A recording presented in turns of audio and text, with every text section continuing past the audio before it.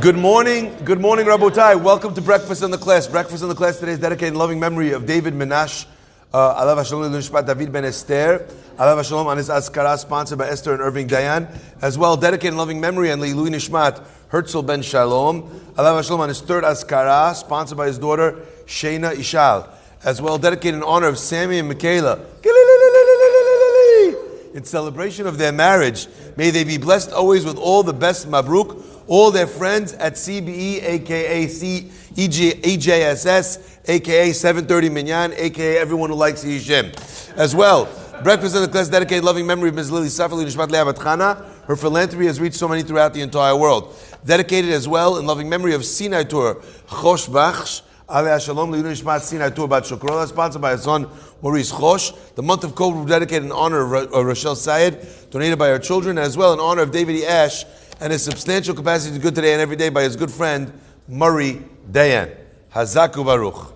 Also, we have a special mention for Max Goldman, who's here 2 days in a row. Did I get that right? Was it not Goldberg? Goldman, I got it right. Okay. Who's here 2 days in a row for after being a long-time listener and a first-time attender. He's now become a second attender.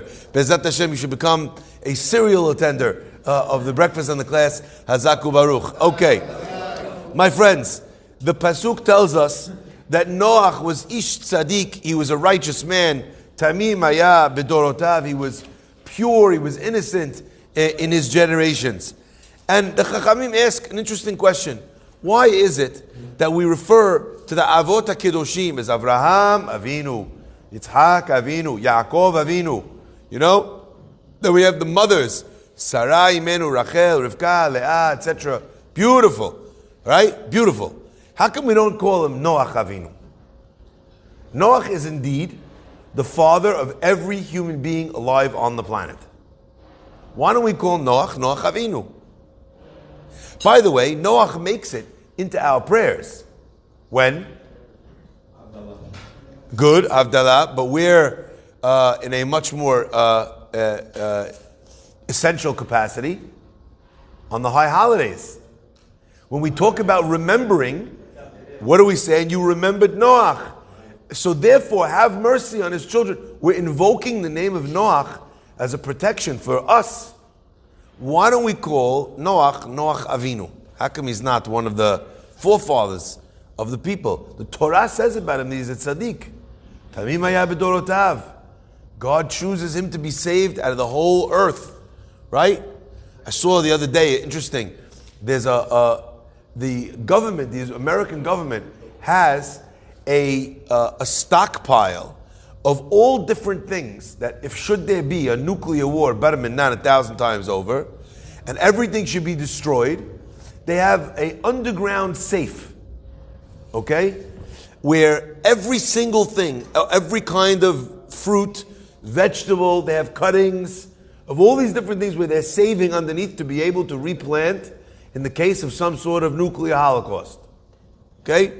The only thing that they don't have, the plant downstairs, is a shred of human decency, common sense. That seems to be in short supply today. Okay? That we can't, rebuild, unfortunately. But my friends, right? Noach, he saves all of the animals. He saves the human race. Where's Noach? In our Elokei Avraham, Elokei Yitzchak. We say Elokei Noach. The Pasuk also says, Et Elohim, Et Halech Noach. What's going on? I want to share with you something unbelievable. The Al-Shich HaKadosh writes that Avraham Avinu was called Avinu. Why? Because he gave us a certain tchuna, a certain nitiyah, a leaning. He gave us a certain character trait. And what was Avraham's character trait that he gave to the Jewish people? He gave to us something that Noach did not have. You see, in Noach's experience, he was put into a teva, and in this teva of atze gofer, of gopher wood, he put on the outside, mi bait umichutz titzapenu, it was covered on the inside and on the outside with zephet, with pitch. Okay? And what did this pitch do? It ensured that the waters of the Mabul would not get into the teva. So they covered it on the outside and on the inside with pitch. You see, Noach, he was protected from the outside in his teva.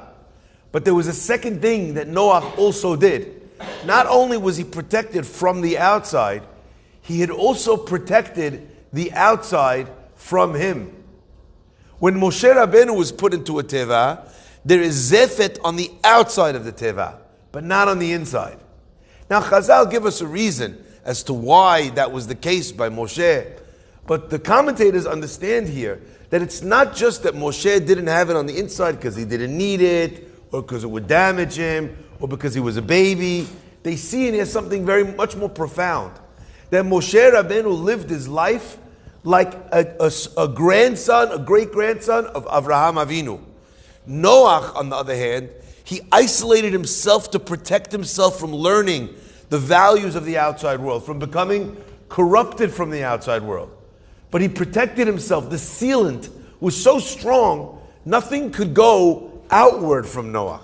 So he was not able to influence the people who lived around him, his generation, those that were connected with him. And Noach indeed saved his family. Like God says to Noach, Bo ata ve'et kol betecha, you and your whole family come into the teva. Come on. God is saving every kind of animal. He's clipping the zebra, the sheep. Well, God didn't want people from the other families of the world. There wasn't, a guy with other genes that God wanted to save. And the answer is, the teva was supposed to incorporate within it many other people. But Noach did not manage to get anyone in. And what God was hinting to Noach with his zefet mibachutz and the zefet from bifnim was that you've protected yourself, wonderful, but you've also, in isolating yourself to protect yourself, you've also cost the outside world your influence. Avraham Avinu, on the other hand, does something very different. What does he do? He parks his tent in a place and he welcomes the whole world inside his tent. Literally, Avraham Avinu has a wide tent. Today, in politics, they're always trying to convince you that we have the Democratic Party, in our Republican Party, we have a wide tent. We could have a guy like this, a guy like that, person with this ideology, a person with that ideology. Very important. Everyone could join with us. Avraham Avinu was the first wide tent. Okay? He was the first XL, it said on his tent. All right? Everyone was able to be in there. How do we know that? How do we understand that? I'm very proud that this synagogue is like that. Right? We have people from all different backgrounds here because we've worked to make people feel welcome no matter where they come from, no matter what their background is. This wide tent that Avraham made, who could he have in it? Think about this for a minute. Avraham is a man fighting a war. He's the only person in the world who's fighting this war for monotheism. So if you think to yourself, what's the one thing that Avraham would do, right, when it comes to having people in his house? He'd make sure only to bring like-minded people in the house. Actually, what do we find? Avraham in next week's parasha tells the people around him, Rachatzu raglechem, wash off your feet. Why is he telling them to wash off the feet? Because Chazal tell us they used to worship the sand. So the people that worship the sand, he was telling them, wash off your feet from the avodah zarah that's on your legs. That means that he was feeding, engaging with, talking to, hanging out with idol worshippers. That's what he was doing. Avraham saw that if there was something that he believed was absolute truth, how could he keep it to himself? You've got truth, share it. If you had food and someone was with you and they were hungry, what would you do? You'd share your food. You want some? Every time, by the way, as a Jewish person, I have extra food because that's what Jews do. You bring too much food to everything. Right? Still, I go to a restaurant, I'm ordering 2 sandwiches. I don't even know why, but that's how we're built, okay? You go on vacation, you have enough food for you and 6 armies, right? So what do? You give out the food. Today, in this world, you give out the food, the person's checking, is it poison? Checks it on his dog, right? You understand? That's the world that we live in, this crazy world, unfortunately. So you're always suspecting that if someone's giving you something, there's got to be a reason for it. But if you would share your food, then share your truth. Share your light. Avraham Avinu was called our father because we received, like a genetic code, we received this from Avraham Avinu, this ability, this desire to be able to help others. Now, if you go to any Jewish neighborhood, you will see something unbelievable. You will see that in this Jewish neighborhood, there's something called a gemach, a free loan society. You need to borrow some money. There's somebody set up out there to lend you a money, no interest loan. You know, you get someone to sign, no problem. We got you. There's a loan society. If you need to get one of those Eliyahu Hanavi chairs, you don't have to buy it. Someone bought one, lends it out. You need tables and chairs. There's a table and chair gemach in Deal, New Jersey. Did you know that? It's a guy leaves it in his garage. You open up the garage, you take the tables and chairs for your simcha, your bar mitzvah, your sebit, whatever you need it for, your kiddush. You bring it to the house, you bring it back. Why should you have to buy it? Why should you have to rent it? And we've got it all in the community. The strangest things. A Brit Milah pillow. Gemach for that. Whatever you could think of. A dress for a bride. Or dresses for the family of the brides. There's a gemach for that. Whatever you could think of. That's how we're built. We're built to think of other people. That is something that we got from Avraham Avinu. And therefore, that's why he's called Avraham Avinu. Noach, on the other hand, did not have this character trait that Al-Sheikh says. So therefore, he's not Avinu. We didn't get that. We didn't get that from Noach. There's a beautiful way of expressing this. I thought it was so special. It was so beautiful. From the Kotzker. The Kotzker was always very famous for the sharp lines that he would give. But he was very focused on things being true. On like a searing truth to his worldview. Okay? Anyway, he said, he used to call this example, he would call it a tzaddik, a righteous man in a fur coat. Right? He would call him a righteous man in a fur coat. Why? He says, because if it's freezing outside, there's two ways that you could stay warm. You could wear a heavy coat, or you could light your fire. You could light the furnace. What's the difference between the two ways? Both ways you're warm. But when you wear a fur coat, only you're warm. So you have people who are a tzaddik in a fur coat. The things that they do, the causes that they support, everything is only really about myself. My friends, what does this mean? What does this mean? It means what the Al-Sheikh is telling us is something magnificent. I want to just give you an example. The other day, I was here with my father, and we were sitting together, and we gave a joint class, okay? Father spoke, then I spoke, and someone said to me afterwards, wow, I see so many similarities between you and your father. And he listed a list of a few different elements that he felt that were the same in me and in my dad. By the way, best compliment you could ever pay me is that I'm similar to my father in any way, okay? My father is cut from a different, cloth, super special, complete dedication to the community. He's a very special man, okay? When you look at someone, you look at this guy and you say, oh, he's his father's son. What are you saying? You're identifying that this kid he's learned the message of his father. He's learned that character trait. I often like to remind people, not to wait too long. Most people, when they appreciate their parents, sadly, after they pass, when they sit down and think what they want to say at the Shiva or at the Arayat, the 30 days, and then they're sitting down and they're reflecting and they're hearing all the stories at the Shiva from other people talking to them about their mother, their father, their brother, their sister, whatever it might be. And then they appreciate the person that they lost. And I always thought, chaval, it's good, better late than never. But what a shame it is to have that appreciation, understanding only after they're there with you, for you to be able to share with them how much you appreciate it.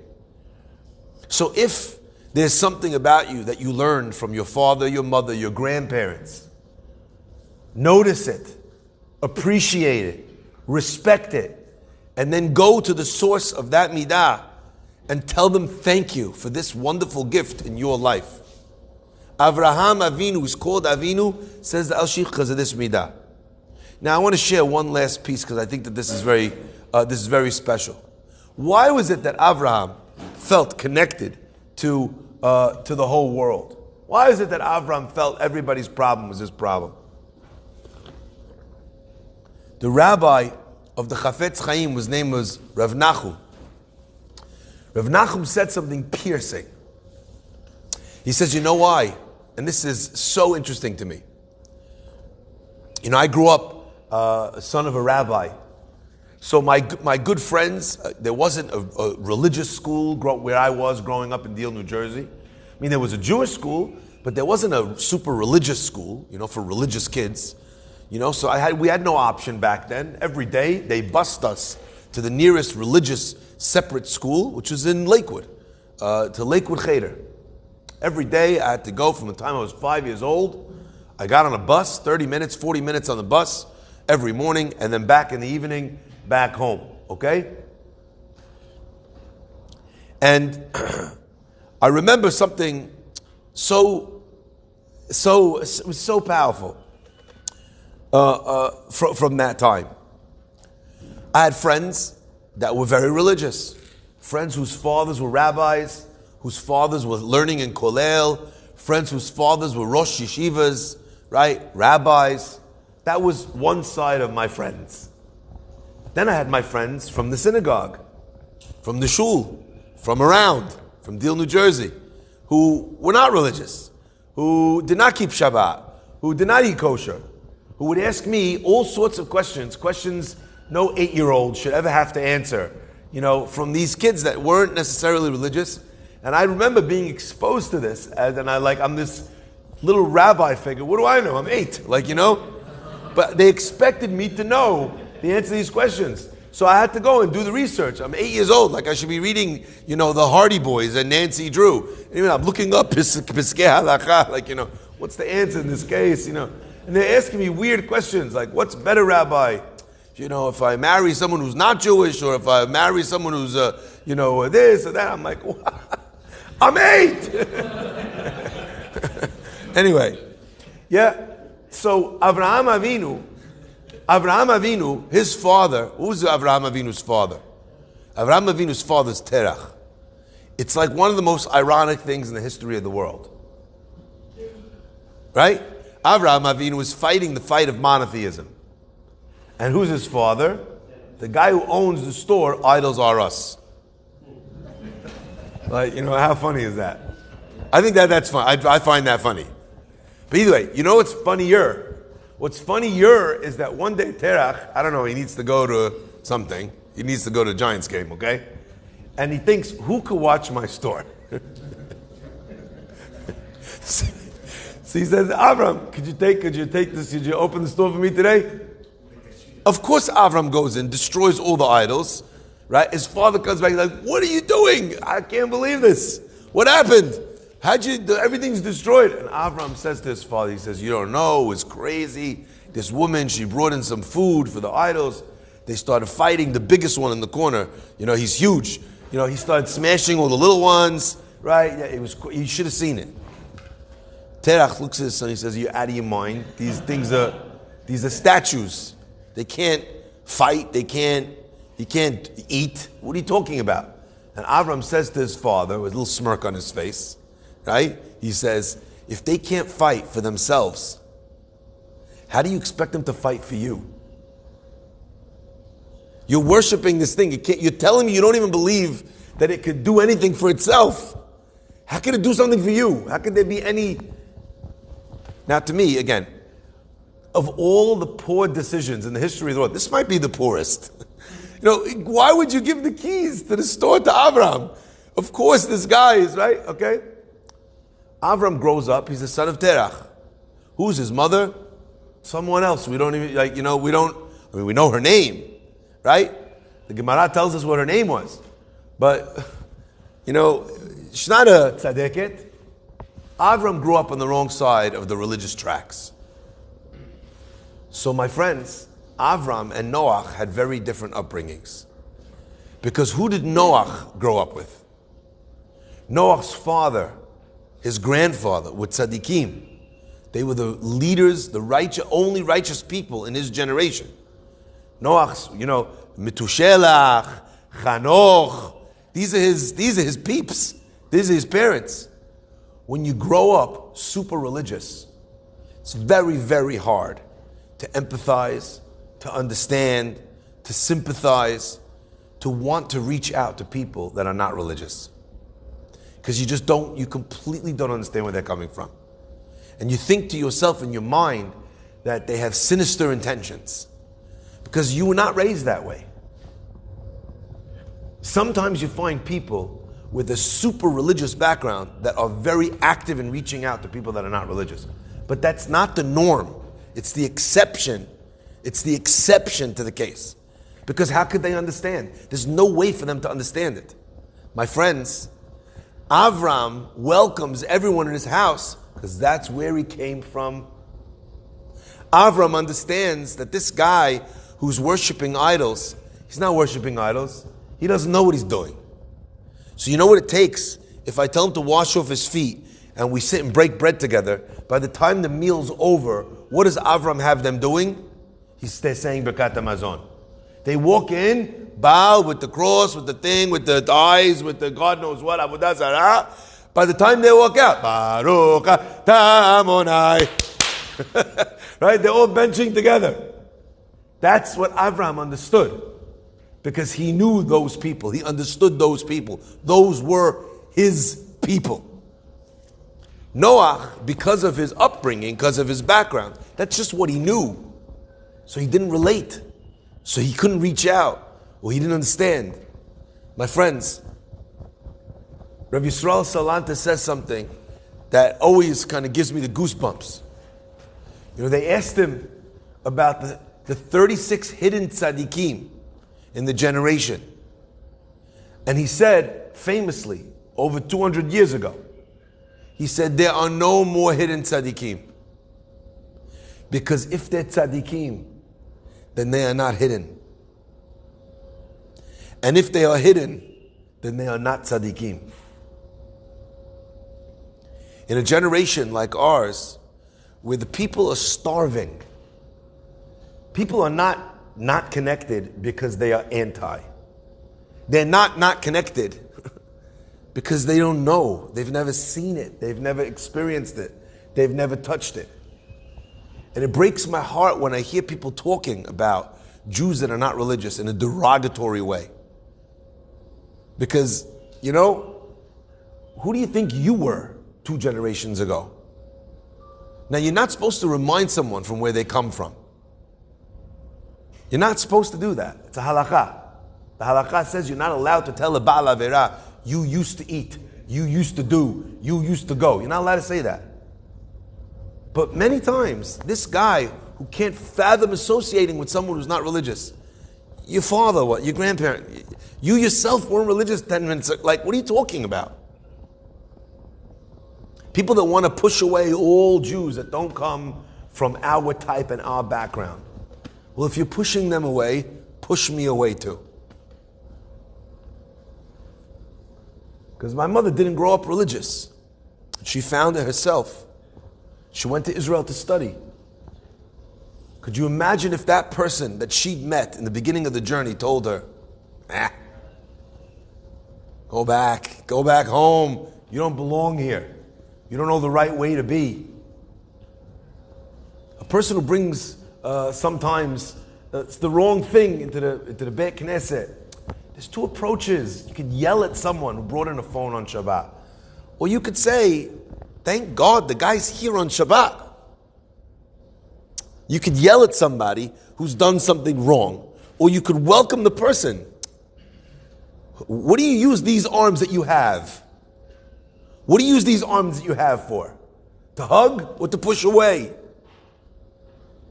That's why Noach is not our father and Avraham is. The Navi calls the Jewish people an Or Lagoyim, a light unto the nations. That's our mission. How we achieve that mission, many different opinions as to how we achieve it. But how could our light shine outward to the world where anyone can agree it's a part of our prayers, L'taken olam b'malchut shakai, to fix the world as a kingdom for God. V'ye'asu kulam agudah achat, let them all become one group, one mission, undivided under God. That's part of our prayers and the Amidah of the high holidays. How are we going to be a light to other nations when we can't even be a light to people in our own nation? When we're judging and separating ourselves from the Jew down the block. That's Avraham Avinu. And that's why he's called our father. And Avraham Avinu empathized and he understood where they came from. So he was one of the boys. Hashem should bless each and every one of us to be people that are arms wide open, to be people that are welcoming, to be people that understand that all the Jewish people at some point or another have done something wrong. Why are you judging him for his sin when you've got your own? There's no hierarchy to avonot. You've got yours, he's got his. You were lucky enough to have a Jewish education, to have a great rabbi growing up. You were lucky. So you know what? Instead of yelling, screaming, putting him down, introduce him to the rabbi that you were lucky enough to meet. Baruch Adonai Le'olam. Amen.